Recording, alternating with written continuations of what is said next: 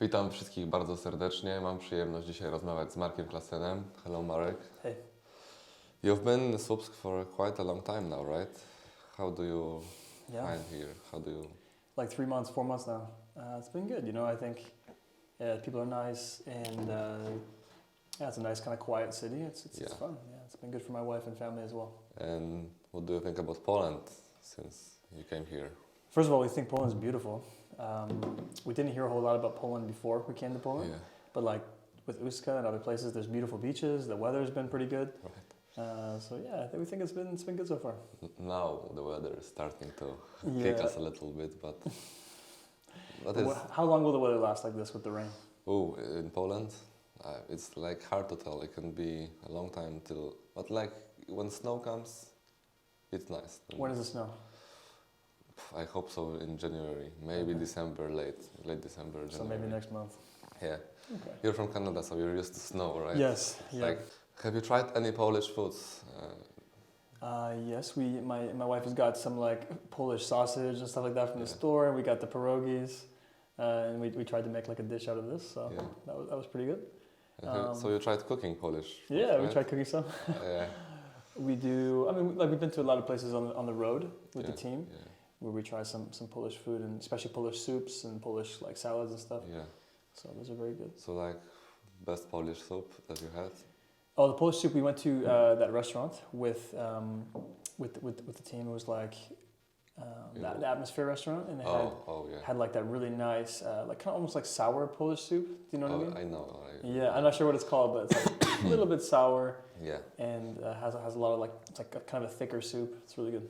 And for me, you have to try the soup. It's called żurek. It's hard to pronounce. Żurek, okay. But it's like with egg and kiełbasa. Oh yeah. And it's like really sour, but also like really salty and just really nice to eat with. I think I might have had that at Taverna when we went with our team the first time. In Polish tradition, you get the soup with a bowl that's made of bread. So you eat the soup first, and then you eat the whole bowl. Oh, perfect. And you can buy this at like a restaurant or some other place. Yeah, in all of the bars and restaurants, I think you have this soup. It's like, you think of Poland, you think of schabowy and żurek, right? Yes. And let's now get on the topic of basketball. It's like middle of the season, maybe not middle, but we are late into the season, and we are doing very, very good. So how do you feel about the team right now? Yeah, it's a great result for sure for the first 10 games, and even though we're not like quite the middle of the season because of preseason, and like I came in July, so it feels like that's why I said it. Yeah, it feels like I've been here a long time. No, but we're doing really well. I think the chemistry is good. I think we have good players in this team. We have a good coach, but really we have good chemistry that makes it all come together. That's what I thought, because everyone doubted us at the beginning, and now look, man, we are first, I think. Yeah, right? first through 10. So I think it's hard. Like you can never predict these things. Yeah. But I think that coach and has put together a team. Like I said before, it's good players, but it's good character. Yeah. And then because it's good character, it's making the chemistry good, and we're able to pick each other up during the games. And what do you consider your team's greatest strength? We're very each individual has different things they're good at, different skills. So one person's playing the ball screen, one person's shooting, catch and shoot, one person's shooting off the dribble, one guy's posting up, one guy's. So there's lots of things that are making us really dangerous. So if a team comes with one game plan to stop us, we can shift and we can change. 5 other doors to open. Right? Exactly, and like we have enough plays, we have enough set plays that like 2 or 3 different things can happen. Right. So if we just keep playing towards our strengths, then it's really difficult for us to. I saw you're killing it with the assists sometimes.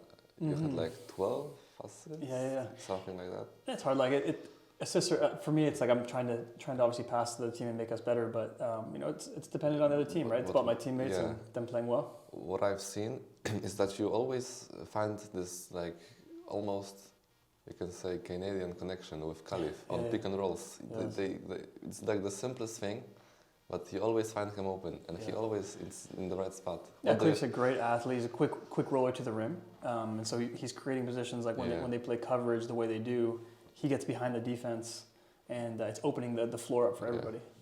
And let's now go personal to you. Maybe how do you deal with pressure of having to perform in such a big crowd in here, so in Słupsk? I don't feel too much pressure. I think that for me it's exciting. Like I approach the game, as to be excited, just to be a professional, to play games, and I think I'm one of the older guys on this team, and I'm telling them the same thing. Right. It's an opportunity to be able to play in front of a crowd like this that wants us to win and wants to help us win. So if you take it, take away the pressure and all that kind of stuff, and you think about more of it just as an exciting opportunity to play, then it's a mental shift. Yeah. And what aspect of your game comes easiest to you? When you practice or when you play a game? That's a good question. I think one of the things I want to do every time I play basketball in any season is to make everyone better around me. So I think I'm studying the game, studying our plays, trying to make sure that I can make the right pass reads. Right. And then just making sure that I'm shooting the shots I know I can make. What are you most proud of? Not just basketball, in life. Basically. In life? Yeah. In life, I'm proud of, like, my son was born this year. He just turned 1. Yeah, and he's half Polish, I can say. He's half Polish. Your mother's trying to teach him some Polish words, so it's good. I'm proud of my family, for sure. Proud of my family here, and then also my family back home in Canada, and just like what we represent. And now, what are you most proud of, but basketball-wise, about you, not the team, just about you personally? I think what am I most proud of? I think about accomplishments, but I think that for me, being a professional has for a long time now, it's become like I've enjoyed getting better and enjoying the process. I enjoy coming to work and like having a good attitude. So I'm proud that I still have that kind of like attitude and character after even like, a long time. I am proud of myself, of the hard work I put into to get back from injuries or be better, because even if I don't play basketball anymore, it certainly taught me in other areas of life. Do you have the same? For sure. Yeah, and like I feel like I've put a lot of hours into working hard, but I think that it's it's the most important time to put even hours in, like in the summer, right? Or in times where other guys are. I mean, you have to. Right? Yeah, you have to. It's you have like almost a necessity, right? Yeah, and like for me, like me and Khalif, we played in the summer in Canada, so we've come season to summer season to now season here, like no rest, no breaks. So just Mamba mentality. Right? Yeah, for sure. If you didn't play basketball, what sport would you choose? Or soccer. I was good at soccer when I was younger. When I was 17, I was really good at soccer, and then I had the opportunity to go to the national team for soccer, but also for basketball, and I wasn't sure what to do, and so I was playing in a basketball game, and I was working really hard, and I popped a hole in my lung. Just like boom. Really? So because of that, I couldn't fly on airplanes for like a month. So I missed the tryout for Team Canada for soccer. I said, you know what, I'm done. I'll just play basketball and go from there. But so you're like really good at soccer. Right? When I was younger, I was really good. Yeah. In Europe, like soccer is to be. I know. And it's called football here. Football is best, and there's more money, and there's more fans, and of course, right? But like in Słupsk, football is like. Okay, I will not say anything harsh, but like football is really below. Like in Poland, in general, football is above, right? But in Słupsk, we don't have a major league that plays here, right? We only have like a team that I played in as well. So don't come after me. And it's like third league, and like it's like I'm happy for them that they play there, but I would like to in Słupsk to be a team that is like major, like you, like Czarny, to go and watch a nice football game, right? And it's nice to I would love to watch a football game too, but it's nice that we're the biggest in the city. Yeah, because, we play nice. Over here, like basketball rules, it's like mini America. I always said that, right? Because you go to Warsaw, for example, there's the biggest stadium in Poland, right? National team plays their soccer, so it's like soccer is over there. Totally. And people choose soccer over basketball. Yeah, here, like oftentimes we travel to an away game, and like you'll see like the basketball arena. It's like close to the. And then close to the soccer arena is like way bigger. The soccer arena is like 5 times bigger. Twice as big. How do you find yourself in the team? Like, how do you cope with your teammates? How do you talk to them? Do you motivate them before the games? Yeah, you know, like this is the first time where I've been. Because you're the captain, right? Sorry. Captain, yeah, and the So first time that I've been like one of the older guys. Yeah. As well. And so for me, like I said, it's just about the experience of where I've played before, of saying like, hey, like we just need to enjoy the moment of practice, enjoy each day, like enjoy this moment. We're in first place, like 10 wins. We're in first place after 4, then 6, then 7, then 10 games. Enjoy coming to practice in a really positive atmosphere, you know, winning team, because next year, the year after, when you're playing in other teams or whatever, like maybe it won't be the same situation. Right. So don't always look too far ahead. Don't always look, you know, in the past. Just stay right in the present. And just try and get like a little bit better every single day in practice. It's like a great mindset to enjoy, because what you just said, reminded me when I was watching behind the scenes of NBA Finals, right? And I saw LeBron doing a huddle, not hustle, sorry. And he said to them, it was like Game 7, right? It came to Game 7. It was the year they won in the Game 7, and I think most of them were kind of scared or stressed, right? And LeBron just said to them, just enjoy the moment. Everybody is watching you. Everybody would want to be in your place. Just enjoy it and have fun. Yeah, I worked with this mental performance coach, right? A good friend of mine. Yeah. He just graduated with his master's, and he said like anxiety, nerves, all that kind of stuff. It lives in the future. Yeah. When you start thinking about the future, what am I going to do tomorrow? What about you have to live in the past. Yeah. What if we live today or tomorrow? Then in the past, you have like regret, and you have good games and bad games. You can't live there either. You have to live like right in the moment of. If you're in practice today, getting better for like whatever drill you're doing, whatever now. If you're in a game, just live like making the right play, this now and then I think what happens is you end up playing a lot better. You focus on what's happening now instead of, you know, for sure. And you said you're a captain of the team, right? When you are on the court, and let's say everybody can get pissed off, right? Sure. Especially on the referees. For sure. Do you have this like composure in you that you say to yourself, okay, I can't get too mad because I have to set example for my teammates, right? Yes, and the biggest thing too is you have to have a relationship with the refs. So the refs know you're captain. You come to the game and you start the game. You talk to the refs, you know, and they're like, hey, and if I'm the most angry, then they reflect it onto the team, you know. So if other guys can get angry and do things, it's okay, it's no problem. But I have to come and say, hey, like this guy's really angry. You're missing this, and then we have that conversation. But there's also that moment where if things are, you know, really bad, sometimes as the leader you have to go, you know, and you really change. Maybe the coach, maybe the captain, who knows? Are you the type of a player who trash talks a lot? Because I saw at the game with Szczecin, but I don't know if you started or the other guy, Jakub Schenk, the guy from Szczecin. He talked a bit to you, and I was like. Yeah, he's talking, and there's only a few guys in the league that are really talking. But was it like really harsh or just friendly trash talk basketball wise, or did you get pissed off like really? Yeah, I mean it can be both. Like I think that it's like I saw you were mad. Yeah, I get mad in situations where it's not valid. Like okay, a team's, you know, we had a really bad game that game, shot poorly, played poorly as a team, and so you know guys are talking when they're up by 10. At the, you know, it's like this is annoying to me, but. Yeah, I think there's a lot of really friendly trash talk that goes on. I really enjoy that. I think that's fun. Like we do it in practice too. You know, it's a good time. But when guys take it too serious in the game and they start, they start saying things just out of character. He was pressing you. I saw. Yeah, he's a different guy. That guy. He's a different guy. But like you said that this game was a poor performance, right? But like for me, it's not good that it happened. But like. I instantly knew you would bounce back, right? Yes. So it's like 1 step back, 2 steps forward. Yes. Yep. And again, it's like all that stuff, like living in the present, future. We have to like you can never look and say, oh, okay, we play King today, we play these next. Now is the day we woke up. Let's go. Exactly. Right? And so like if the same thing for this game on Sunday, if we keep thinking like, okay, well if we win them, then win them, then win. No, it's gotta. Yeah, so it's good. Like you lose a game, again, stay in the present. Like it hurts, it doesn't feel good. Let's move on. It's a great mindset, but for me also.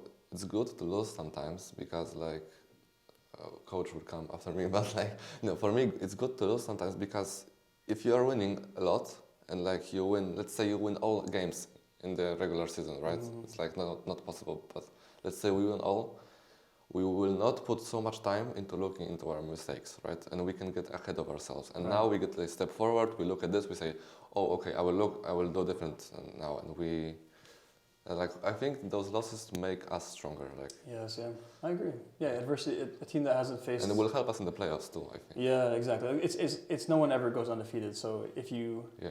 But it's not fun to lose a lot either. I mean, it's not fun to lose. I'm not saying it's Yeah. fun, but like I always looked at it, at a different perspective. It's like I lose. I'm like, okay, I lost, whatever. I'm mad that I lost because I know I hate to lose, but let's get positive out of this negative situation, right? Perfect, And yeah, that's perfect. also, I think in the playoffs, everybody's saying we are not ready, and I'm reading a lot on social media. There are people talking that, oh, Charney, a fresh team in the playoffs, they will get eaten alive, right? No matter how much games they won, right? We won the first game, or lucky, second game, lucky, third game, lucky, fourth game, maybe they are good. Fifth game, wow, they can really play, right? But they always say, in the playoffs, we will get folded, right? And I'm like, I don't think so, because, for me, I look at us and we are really better than all of those guys combined in the other teams for me. Like, maybe two teams can really compete with us, but we have like the first place. So in the first round, I think we can easily go past the 8th team, right? I mean, I'm not trying to jinx anything, right? But what do you think about the playoffs, right? Yeah, like I said, playoffs are so far away. I mean, it's hard to even. Yeah, but you will get qualified, that's for sure. So I hope so. Right? Yeah, for sure. I mean, definitely the goal is to make the playoffs. There's no question. I think, like one of the hardest things with the playoffs is it's always a lot about home court advantage. We have a great home court advantage with our crowd and people. So I think anybody should be scared to come play us in the playoffs. I think all of the people are scared here, even if they are really good. Yeah, maybe not like scared, but they should be thinking like, okay, well, if we're going to play Charney, like we're going to get some really, really tough games when they go on the road to us. So, I know that people don't love playing at our gym, so that's good for the playoffs. Really good. We talked maybe a little too long. I hope you're not angry with me. I will ask you a last question. It's a completely different topic to just have fun, because I asked Billy this too, and Bo, who is your GOAT of basketball? Who's the greatest of all time? Who's the GOAT? Okay, so for me, I think the GOAT is Michael Jordan, overall. But for me, my personal GOAT is Steve Nash. Really? I think, yes, like Steve Nash is from the same place that I'm from in Canada. Yeah. And if you saw Steve Nash, if you I don't know if you ever... I was at a game, NBA game. Really? But I was like 6 years old, so I remember not really. but like I knew I was at the game. It was Shaq and Nash and Stoudemire, and they were like... Like when Steve Nash played, if you were in the state, like if you just watched him play, he was electrifying. Did you watch him? Yes, like many times when he was, like especially because I'm from this area, so I looked up to him. But he could make the crowd stand up all the time. Like it was like you never saw what he was doing. Right. And then if you walked by him on the street, you wouldn't know he was even a professional basketball player. Like he's not very tall. He's very thin. But he got the most out of what he had. Right. And so for me, it's amazing that guy was a 2-time MVP. Back to back. Prime Steve Nash was a problem, right? Prime Steve Nash was an absolute problem. And so he was the best player in the league when he was. So that's your GOAT, right? But yes, overall. I want to be I want to get the most out of what I can do. Right. I mean, that's funny you say Steve Nash, because when I was watching your game at TV, the commentator said that your game reminds him of Steve Nash. So. Oh, that's great. That's perfect. It also reminds me kind of too. You're both point guards, flashy passes. Yeah, and just shooting threes all the time. And it's funny because there's one thing I love Steve Nash. I love him. And every time somebody played with Steve Nash, they had a career year. Every time. So if when. Shaq's a bad example because Shaq was amazing. But if you had an average player come to his team, a shooter, he would make that shooter unbelievable. If you had Stoudemire came to his team, he became 10% better, an all-star.